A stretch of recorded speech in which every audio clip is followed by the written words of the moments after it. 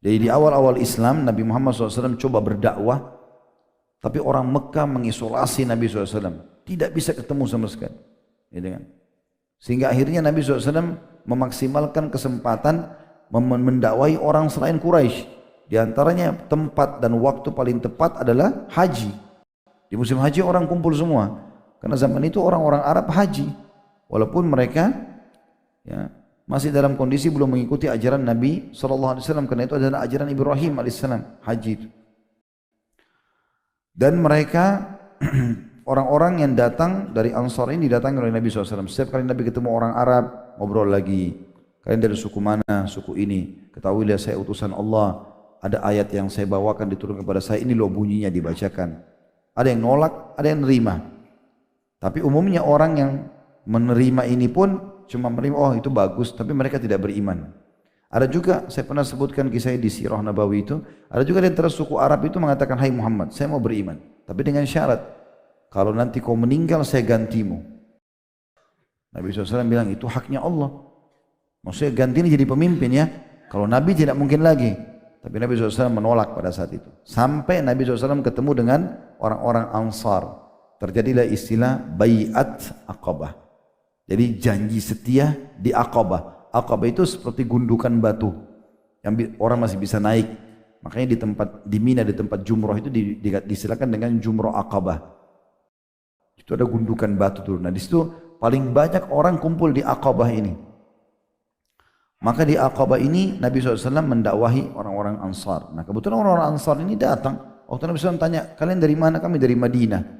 Lalu Nabi SAW menjelaskan, saya ini adalah utusan Allah. Dibacakanlah ayat-ayat. Kebetulan orang-orang Ansar di Madinah ini sering mendengar orang-orang Yahudi di Madinah berkata, ada 3 suku Yahudi, Kainuqa, Nadir dan Quraidah di Madinah. Mereka sering berkata, nanti akan ada Nabi terakhir keluar di sini, tinggal di kota Madinah ini. Kalau dia keluar kami akan beriman dan kami akan perangi kalian, kami akan habisi kalian. Seperti itulah. Maka orang-orang Ansar mengatakan, ini orang yang Yahudi ucapkan. Jangan sampai Yahudi beriman lebih dulu. Maka akhirnya berimanlah mereka kepada Nabi SAW. Dan yang luar biasa pada saat itu ada isi bayat.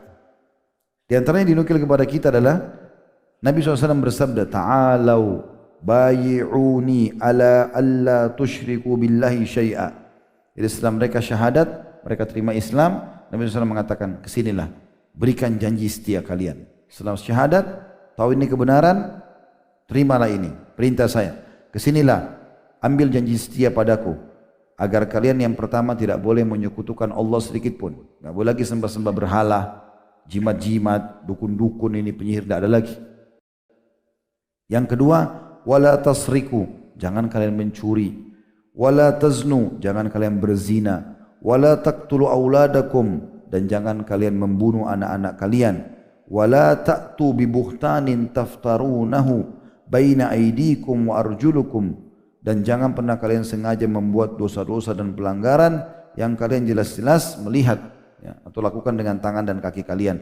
Wala ta'suni bi ma'ruf, dan jangan kalian bermaksiat terhadap perintahku pada hal-hal yang baik. Faman wafa minkum fa ajruhu 'ala Allah. Siapa yang ikuti itu dia akan dapat balasan langsung dari Allah. Wa man asaba min dzalika syai'an, siapa yang melanggar sesuatu dari apa yang telah kita sepakati tadi, fa uqiba bihi fid dunya, lalu kemudian dia dihukum di dunia, kata Nabi SAW, fa huwa lahu kafarah, maka itu akan jadi pembersih atas dosa-dosanya. Wa man asaba min dzalika syai'an fasatarahu Allah, dan siapapun di antara kalian yang berbuat salah satu pelanggaran agama lalu kemudian Allah tutupi dia, Allah tidak bongkar, insya fa amru ila Allah, maka urusannya kembali kepada Allah. Insya aqabah wa insya afa'an. Ya, kalau Allah ingin Allah maafkan, kalau Allah ingin Allah hukum, kalau Allah ingin Allah maafkan. Ini juga keluar sebuah hukum syar'i tersendiri di sini ya.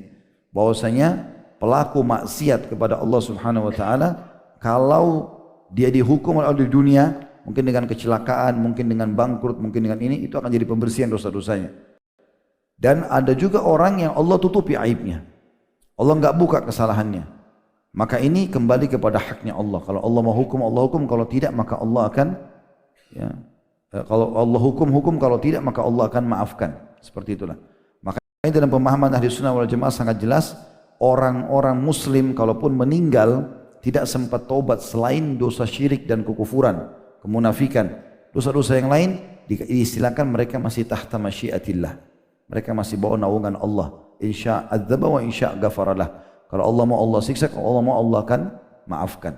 Tapi tentu kita berharap dari awal kita tidak membawa dosa-dosa ke akhirat. Tapi ini salah satu prinsip ahli sunnah wal jamaah.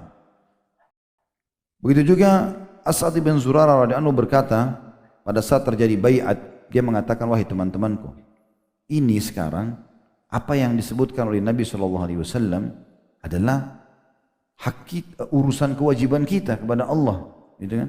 Kewajiban kita. Kita belum mengambil sesuatu tentang Nabi SAW. Kita harus kasih beliau apa ini? Kalau perlu di Mekah ditolak dakwanya, kita ajak ke Madinah. As'ad bin Zurarah salah satu sahabat pemimpin orang Ansar juga di Madinah ya. Beliau adalah orang yang pertama mendirikan Jumat di rumahnya di Madinah sebelum hijrah Nabi SAW. Waktu itu berkumpul sekitar 40 orang sama beliau. Maka ada sebagian ulama yang mengambil dari sikap beliau, Jumat harus 40 orang. Walaupun ini pendapat, ada juga yang mengatakan tidak, Jumat bisa walaupun hanya 2 orang seperti sholat berjamaah, gitu kan. Yang jelas dia mengatakan begitu, lalu dia mengatakan, ya Rasulullah, tadi itu semua Anda sampaikan kepada kami, kewajiban kami, dan kami akan selamat dengan itu. Maka atas diri Anda apa ini? Kata Nabi SAW, kalian bayi'uni ala sam'i wa ta'ah. Kalian harus membaiatku dalam patuh dan mendengar semua perintah Allah ini. Fin nasyati wal kasal. Pada saat kalian rajin juga kalian malas. Wan nafaqati fil usr wal yusr. Dan kalian selalu berinfak dalam kondisi kalian lagi lapang atau kalian lagi susah. Wa ala amr bil ma'ruf wan nahi ani munkar. Dan juga yang selalu menyuruh kepada kebaikan, melarang dari kemungkaran. Wa antakulu fillahi la takhafuna fillahi lawmata laim.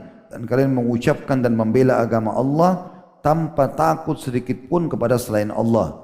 Wala antansuruni fatamna'uni. Lalu kalian menolongku dan membelaku. Idza qadimtu alaikum. Kalau saya ikut sama kalian ke Madinah nanti. Mimma tamna'una minhu anfusakum wa azwajakum wa abna'akum walakum jannah. Sebagaimana kalian membela diri kalian, pasangan hidup kalian, istri-istri kalian, anak-anak kalian, dan dengan itu kalian akan masuk surga.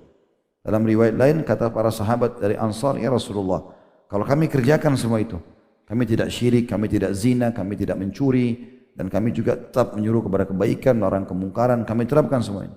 Kami bela Anda, kami dapat apa? Kata Nabi SAW, surga. Maka kata para sahabat Ansar, kalau begitu kami setuju ya Rasulullah. Dah tinggal tunggu Anda kapan mau ke Madinah, kami terima. Dan gara-gara keputusan di baiat ini, luar biasanya, orang-orang Madinah dikenang sampai hari kiamat, bahkan abadi selamanya, mereka adalah penolong Nabi SAW sampai dapat julukan Ansar. Padahal kalau kita kembali kepada sejarah Nabi SAW, terlalu banyak suku sebelum orang-orang Madinah yang ditawarkan Islam tapi mereka nolak. Termasuk Quraisy sendiri. Kalau dari awal Abu Jahal dan tokoh-tokoh teman-temannya terima Islam, maka mereka yang dikenang sebagai orang-orang yang beriman awal kepada Nabi SAW. Tapi subhanallah, Allah memang memilih orang-orang Ansar.